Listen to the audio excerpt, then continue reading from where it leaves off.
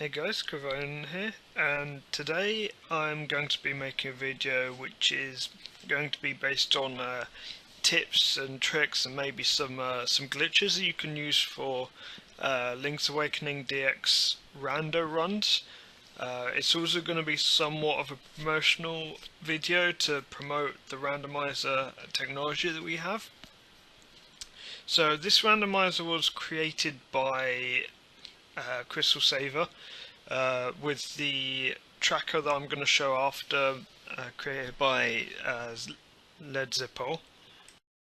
Okay, so first of all, what you're going to want to do, so to start with, you're going to want a 1.0 English ROM. So you can use other versions, I believe. I don't think you can use Japanese versions though. So you have these two bars on the top, which are the seed and the flags. The seed, obviously that's just like the random thing is, like that's where things are basically. So if you're having a race, you give this to everyone or you give the ROM, but everyone has to have the same seed and the same flags for a race. Now the flags are dictated by which of these boxes that you decide to pick. So Shuffle Caves just shuffles all the overworld entrances, so they'll all lead to different places. These are fixed within the actual run itself, but they're randomized. Shuffle the Sword, basically it shuffles the sword with a sprite in the overworld somewhere. Now if you go down to the beach where the sword normally is, you can get some indication on where the sword is based on the movement of the sprite that's there. The visual will not be correct, but you will be able to tell what it is. No walrus restriction. Basically it moves the walrus out the way a bit.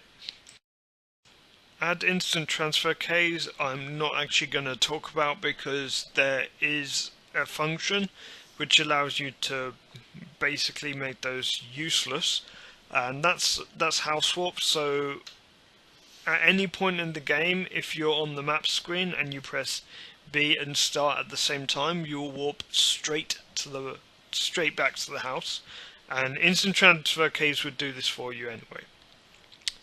So remove cave obstacles and overworld modifications. So just remove things in caves, some bits in the overworld, just to make it easier to traverse. I don't like these personally. It's good that they're an option now. They're okay for people who have never played the game before, but like eventually these sort of make it a bit too easy. Now for items, so the first option, shuffle chests, and the second option, shuffle heart containers. I'm going to group these into one. So basically these will shuffle respectively the chest and the heart containers with each other. So most items can be completely random anywhere. Now the exception is small keys for now are always going to be in their vanilla location. Each dungeon has Nightmare Key, Stonebeak, Map and Compass. Every single dungeon has those. Those are shuffled within the dungeon. They're always there. And unless you have unique items can go anywhere, there is always at least one dungeon item. Well, there is always exactly one dungeon item in each dungeon. I'll explain that option in a bit. So add chests in the start house. This basically allows you to start with a bracelet immediately in the house. The house also has two bombs in the bottom left corner under pots, so that's also worth remembering. More rupees from chests are obvious. So unique items can go anywhere. So all the unique items, and conveniently they are like these greyed out options at the bottom. So those can be anywhere if you select that. If you don't select that, they have to be in dungeons, and each dungeon has one, although those will be shuffled if you have shuffle chests on. Now, enemy damage shuffle is going to be quite a bit more difficult to explain. So, when they're shuffled, it means that the same number of enemies that do 1 heart damage are there, the same number of enemies that do half heart, etc. They're just shuffled around. Like, you might have a moblin that does 4 hearts of damage, but then you might have Hothead that does half heart damage. If it's random, every enemy can do a random amount of damage. So, yeah, the 0 damage, obviously they don't do damage, and 1-hit KO, that's interesting. Good luck if you decide to ever do that. So, miscellaneous. So we've got some really obvious ones here. So 1-hit KO, lava and spikes, those cannot be used in 1.0. So then we've got short text, fast movement. Now the fast movement is much faster. There's also no stealing from the shop. Normally you can only steal from the shop after you have the sword, so bear that in mind even if you do have that off. So shuffle dungeon palettes, disable low heart beeping, POP, acorn no delay, swordless music, shuffle music, like all these are self-explanatory. Fun percent will replace every single item with one sprite, one soul sprite. So you don't know what you picked up, you don't know what it's going to do, etc. So that makes it much more difficult.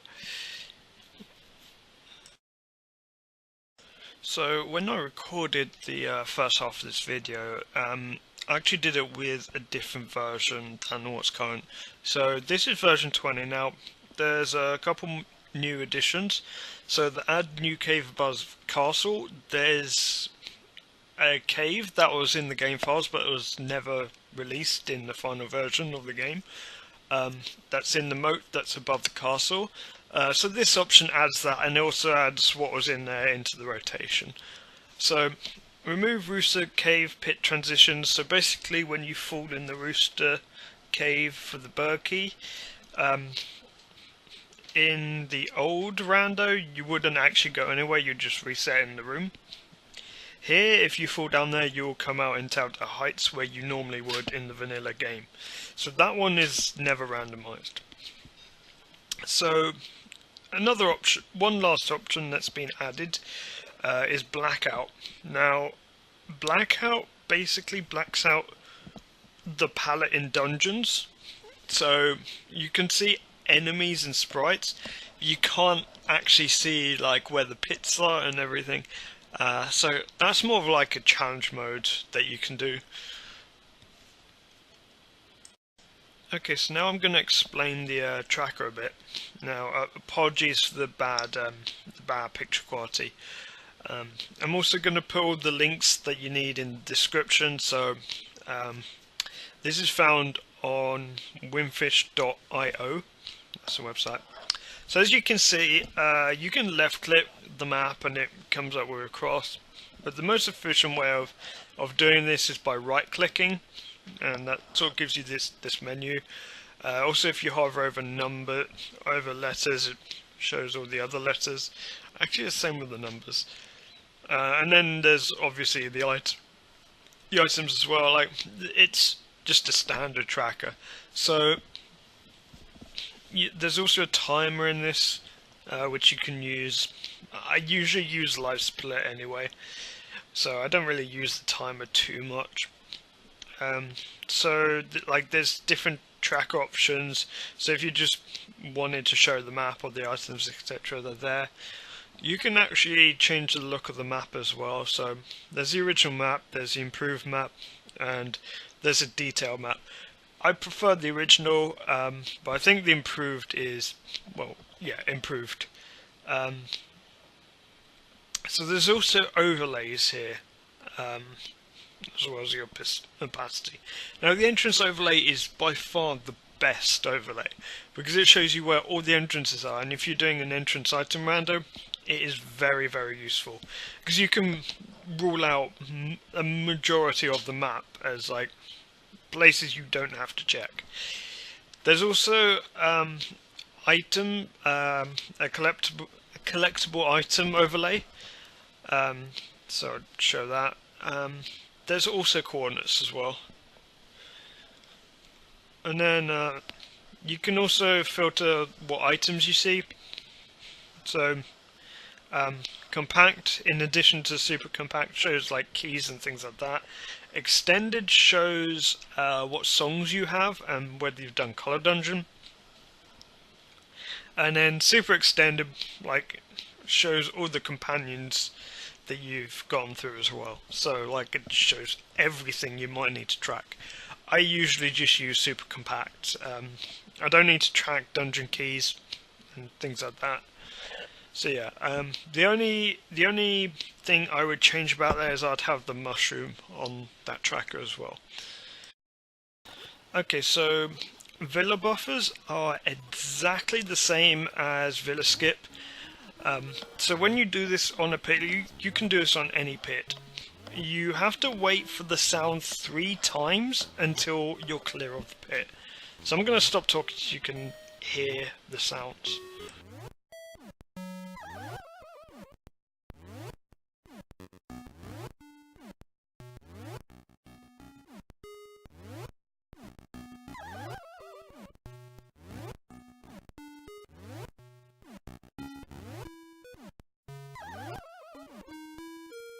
Okay, so this is mushroom strats. Now, what you're going to want to do, you're going to want to use the mushroom when you're on the pit, but wait until the text box comes up, and then use the save and quit menu to buffer out of the text box, and then buffer down out of the save and quit menu. Now, if you do this wrong, you can softlock, so you should probably save and quit before trying this. Now, Jesus jumping is something that we do actually use in the speedrun once. So it's the same principle. You can do this on water if you don't have the flippers, or you can do this on lava at any point. So you are basically waiting to see the splash animation, and then you're able to buffer the feather again after that. So now, a handy trick you can use if you've started buffering way too early and you know you have more than 4 frames left, you can start using the map menu to buffer 4 frames. But make sure your start menuing just as you're about to get the animation. So if you transition, you'll instantly fall in, buff the save and quit menu, and then jump out of that, and you should be fine. Now, what you're going to see here, this is going to be a lava swim. You need the flippers to do it. Now, this is the same as Jesus jumping, but when you transition, hold your sword out to the left when you do this, and you will get lava swim, and this can be very useful in a rando.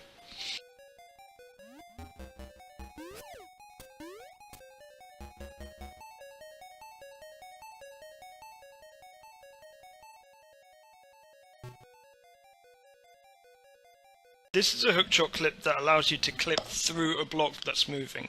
Now, I can't explain the precise pixel, so you're just gonna have to watch this.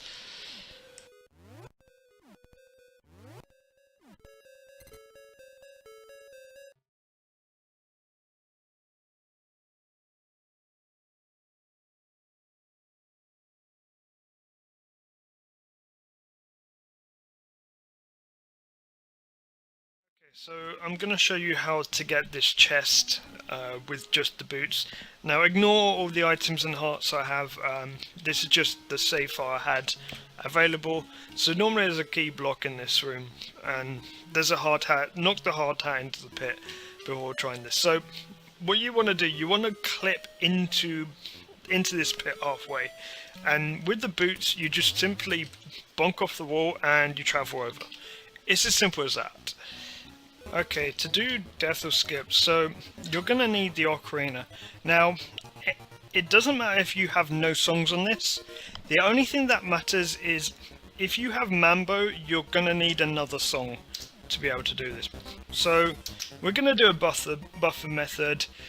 If you want to learn the unbuffer method, I would recommend contacting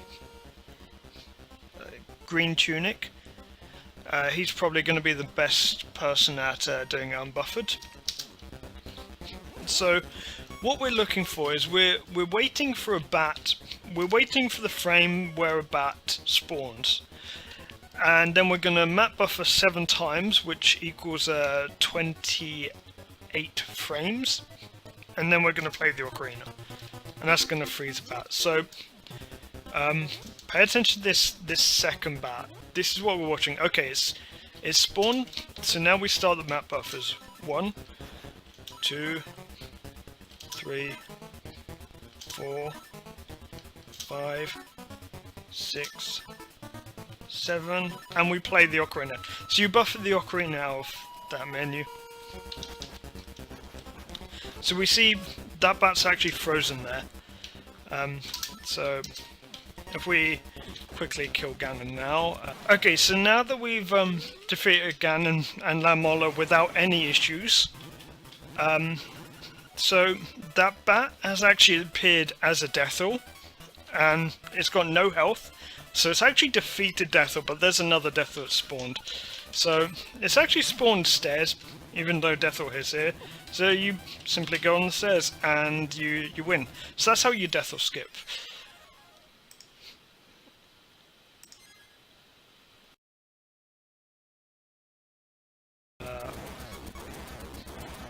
We'll then see what happens. If I can actually kill Ganon. I can't believe I'm messing this up on a video. Me messing up a boss on a video, who'd have thought it? I'm totally cutting that out.